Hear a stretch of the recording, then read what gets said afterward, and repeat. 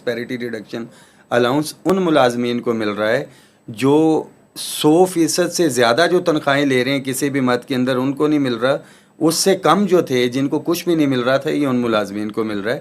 تو پورے پاکستان کے ملازمین جو ہے اس کے بینیفیشریز ہیں. لیکن باجوہ صاحب ایک بات مجھے بتائیں، آپ ڈسپیرٹی الاؤنس کی بات تو کر رہے ہیں، ڈسپیرٹی ریڈکشن الاؤنس ٹھیک ہے، لیکن مجھے یہ بتائیں کہ کچھ طرف محکمے ہیں جن کی تنخواہیں 100% جو ہے وہ ان کو جو ہے وہ مثلا نیب ہے، پرائم منسٹر آفس ہے، prime minister office, president office, national assembly, senate, NAB, بیس، ایف آئی اے، عدلیہ آپ کی ساری آ جاتی ہے، سپریم کورٹ، ہائی کورٹ، یہ سارے کے سارے، فوج، رینجرز، پولیس، سارے آ جاتے ہیں اس کے اندر. تو یہ پھر مجھے بتائیں وابڈا اس کے اندر شامل نہیں ہے چونکہ وابڈا ایک اینٹی ہے. مجھے یہ بتائیں کہ یہ پھر مطلب ہے جو چھوٹے ملازمین ہیں ان کو ڈسپیرٹی ریڈکشن میں ہی مطلب ہے ٹالا والا جائے گا کیا ہوگا؟ دیکھیں ایسا نہیں ہے. میں ایک چیز واضح کرتا چلوں، ڈسپیرٹی ریڈکشن کا مطلب ہے کہ جو تفریق ہے اس کو ریڈیوس کر رہے ہیں. پہلے 25% دیا، پھر دوبارہ سے انہوں نے 15% دیا، وہ اب کتنا دے رہے ہیں؟ 40 پہ.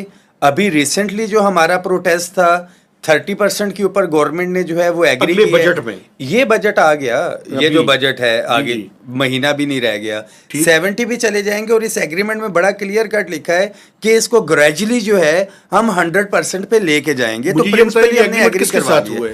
یہ دیکھیں پرائم منسٹر آف پاکستان نے کمیٹی کانسٹیٹیوٹ کی تھی جی 9 فروری کو، 10 دن کا ان کو ٹائم دیا گیا تھا. اس کمیٹی کو چیئر کر رہے تھے رانا ثناء اللہ صاحب، ٹھیک ہے، اسٹیٹ منسٹر فائنینس تھے علی پرویز صاحب، ابھی تو فیڈرل منسٹر ہو گئے، اور طارق فضل چودھری صاحب جو ہے فیڈرل منسٹر جو ہے، ابھی تو منسٹر کا ان کو پورٹ فولیو مل گیا آپ کا پارلیمنٹری افیئرس کا. اور ڈپٹی کمشنر صاحب اور D I G headquarters اور سیکورٹی جو ہے بینگ گارنٹر جو ہے وہ اس کے اندر ہیں.